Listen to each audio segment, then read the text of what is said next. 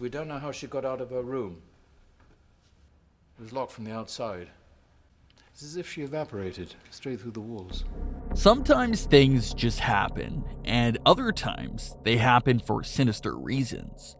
Freak accidents occur all the time, but so do well-planned tragedies. The problem is that one cannot always distinguish between the two. Was the object or person just at the wrong place at the wrong time? Or did someone make sure they would be?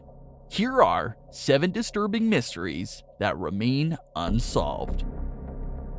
The disappearance of Malaysian Airlines Flight 370. This took place on March 8, 2014. While flying from Malaysia to China, a Boeing 777 carrying 239 passengers and crew members seemed to vanish into thin air. The multinational search effort, the largest in aviation history, has turned up a mere 20 pieces of aircraft debris. The Prime Minister of Malaysia has declined to comment other than to say that the aircraft disappeared over the Indian Ocean. The lack of closure has engendered multiple theories, many of which are considered conspiracy theories, which, according to Harvard professor Cass Sunstein, are a natural product of horrific and disastrous situation, because such events make people angry, fearful, and looking for a target. Theories include hijacking, capture by the United States, a fire aboard the aircraft, vertical entry into the sea, a meteor strike, and even alien abduction. Notwithstanding the passage of 3 years and the expenditure of $160 million, scouring thousands of square miles of ocean, the disappearance of Malaysian Airlines Flight 370 and the 239 people aboard remains a mystery. Mystery of Magdalena Zu. Magdalena Zu and her boyfriend Marcus, who was supposed to travel with her to the all-inclusive resort, but issues with his passport made him ineligible for a visa. Having spent the money already, Zu traveled to Marsa Alam, Egypt, alone. But just a day in, she began acting strangely. She sent messages to friends back in Poland and told them she was hearing voices in her room. A video from the hotel shows her lying motionless in the doorway to her room dressed in just a bathrobe. When concerned, hotel staff informed her parents. They decided to bring her home early, just 3 days into the trip. CCTV footage from the hospital shows Zu lashing out at staff and attempting to run away as they try to restrain her. During her stay, she FaceTimed her boyfriend Marcus. Marcus filmed the conversation from the separate phone. She appears distressed, babbling incoherently, and begging Marcus to come and get her. Nie bój się, powiedz mi. Skarbie, Maciek cię zabierze. Dobrze? Rozumiesz? Skarbie, słuchasz mnie? Myszko? Oni tutaj mają różne sztuczki, zabierz mnie stąd, oni tutaj wszystko robią. Zabierz mnie. Ale co robią? Co robią? Powiedz mi. Zabierz mnie. Zabierzemy cię. Maciek już po ciebie leci, ale co oni robią? Skarbie, nie bój się. Mów do mnie, nie bój. Nie mogę mówić. Kochanie, powiedz mi. Musisz mi powiedzieć, bo ja wtedy zadzwonię tam do ambasady, żeby ktoś miał nad tobą opiekę. Powiedz mi to, proszę cię. Mów. Nie daj, słuchaj, nie daj. Ale powiedz mi, co oni tobie zrobili. Tylko to mi powiedz. Kochanie, ja już wszystko załatwiłem. Maciek jutro po ciebie będzie. Ktoś ci coś tam zrobił? Tak?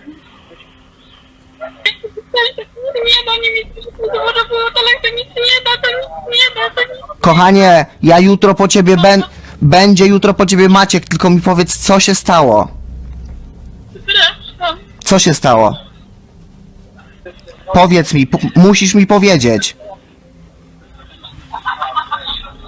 Tak? Ale... Nie do pracy, ja nie wrócę stąd. Wrócisz stąd. Wrócisz.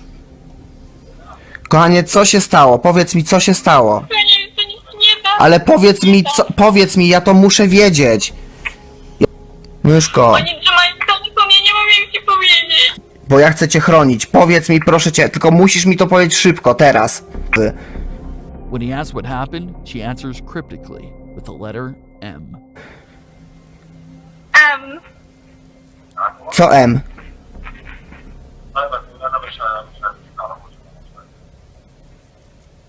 Co M? Ten rezydent? Tak?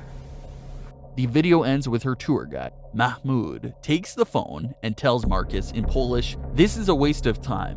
Marcos, halo? No, słucham. Wydaj mi to strata czasu. Ja będę dzwonił teraz znowu do ambasady tutaj w Egipcie, dobrze? No dobrze, a możesz poprosić Magdę, żeby włączyła telefon? Magda, włączy telefon, bo Marcos chce dzwonić do ciebie. Wyłączy twój telefon, proszę. Daj teraz okej, dobrze. After a few hours of the call, she jumped out of her room's window and threw herself out from the second floor in order to escape, landing on a flat concrete and died on the spot. The papers were filled with suspicion of the dark-skinned man, Mahmoud, at the end of the video, and Mahmoud quickly became a suspect, even though there is no evidence of his involvement in the death. The police interviewed Mahmoud shortly after the incident, but released him without charge. The spotlight was turned on Zook's boyfriend, following unsubstantiated rumors of him being a drug dealer and using Zook to smuggle narcotics into Egypt, or he sold her. Another story, posted on the Polish news portal Pikio, suggested Zook had been a victim of criminal activity led by a local mob boss named Captain Khaled, but no one has any concrete evidence. What really happened to her is still a mystery. Unexplained disappearance of Kenny Veach.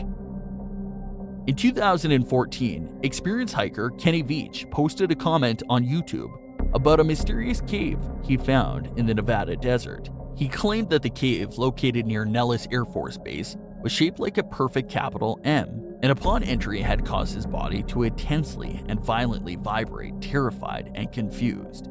He then left the area. He claimed that this was the only cave he'd ever feared, but that he was determined to find it. He was not a man to be scared easily, often hiking in a dangerous territory with meager supplies. He had also had plenty of experience handling deadly wild animals. In a video he filmed on the second hike, he oddly claimed he was being watched by a mysterious black ram. He decided to try again, this time arming himself with a gun. One anonymous YouTube user told Kenny in a comment, quote, "No, don't go back there. If you find the cave entrance, don't go in. If you do, you won't get out." Despite the dangers, he set out on November 10th. He never returned. A search could only find his cell phone, which was discovered near an abandoned mine shaft.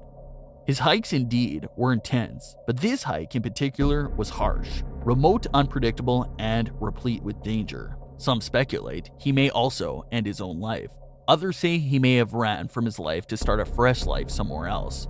Most interesting speculation is based on Kenny's claims of the cave's effect on his body. Nellis Air Force Base is linked to many odd conspiracy theories of military experiments, subterranean tunnels and secret passage, and secret research projects. Area 51, the most famous top-secret military base, is relatively close to the site. The bizarre case remains a mystery. The disappearance of Walter Collins. In 2008, Clint Eastwood's film Changeling reawakened interest in one of the most bizarre and tragic crime stories of the 1920s. Single mom Christine Collins reported her 9-year-old son, Walter, missing in March 1928 from their home in Los Angeles. 5 months later, the police brought Walter back to Christine. Except it wasn't Walter, and Christine knew it. But the LA police dismissed Christine's concerns, going so far as to accuse her of terrible mothering and having her committed to a mental hospital. The real Walter Collins was never found, and over time, authorities came to believe he was one of the victims of the convicted child murderer Gordon Stewart Northcott. Whatever happened to Walter Collins, his body was never found, and no one ever learned what really happened. Nor has it been established with any certainty why the police were so invested in covering up the boy's disappearance that they brought a different child back to Christine and tried to convince her and the rest of the world that it was Walter. Emma Filippov disappearance. In the fall of 2011, 26-year-old Emma Filippov moved to Victoria, BC from Perth, Ontario. By November 2012, she was missing, never to be seen again. During the latter part of this period, she began sleeping on Sandy Miriam House, a shelter for vulnerable and impoverished women. She had also purchased a van, which she used for both transport and as accommodation. On November 23rd, Emma called her mother to announce that she wanted to return home. Teary and upset, she continued to call her mother in the period leading up to November 28th. During the final call at 4:30 a.m., she told her mother, quote, "I don't know how I can face you," and "Don't come, Mom, not today." When her mother decided to do just that, arriving at 11 p.m., she found her daughter wasn't in the shelter. No one has heard from her, since friends reported that she had been feeling stressed and upset, claiming that according to Emma, an unknown figure had been harassing and worrying her. She was isolated, paranoid, depressed, and felt a compulsion to escape on the day of her disappearance. Emma visited the same 7-Eleven store on 2 separate occasions. The first time, she purchased a $200 prepaid credit card. The second time, she purchased a prepaid cell phone. CCTV images show her peering out of the store windows into the parking lot. She appears to be looking for someone or something. CCTV from a YMCA in Victoria, shot 5 days before her disappearance, shows Emma entering and leaving the building multiple times within a 14-minute period. She looks as if she might be avoiding someone. After calling a cab, Emma asked to be driven to the airport. She then changed her mind, asking instead to be dropped off in the exact same spot she was picked up. Minutes later, she was seen standing barefoot on the street corner. The acquaintance who spotted her, Dennis Quay, claimed she was looking shifty and paranoid, that she was looking constantly around her.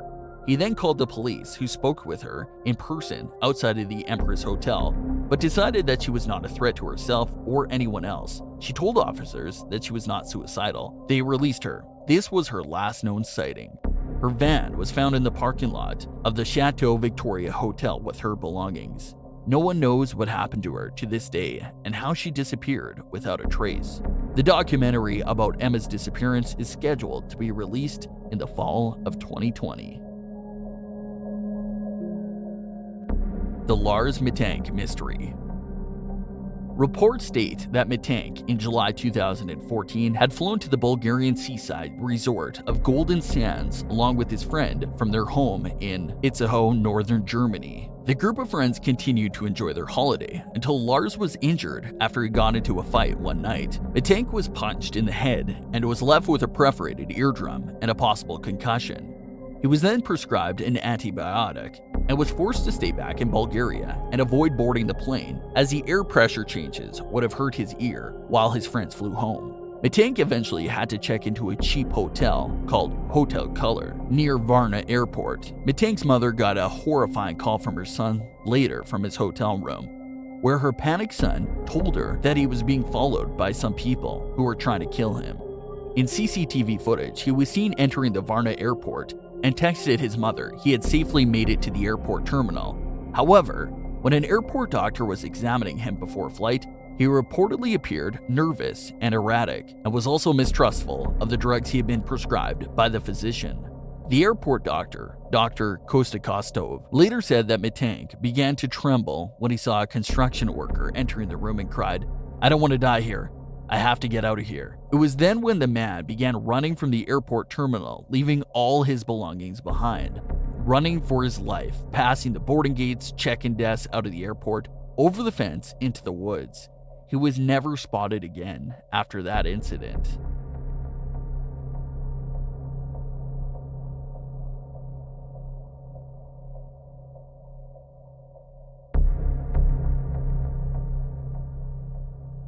Pollock sisters reincarnated.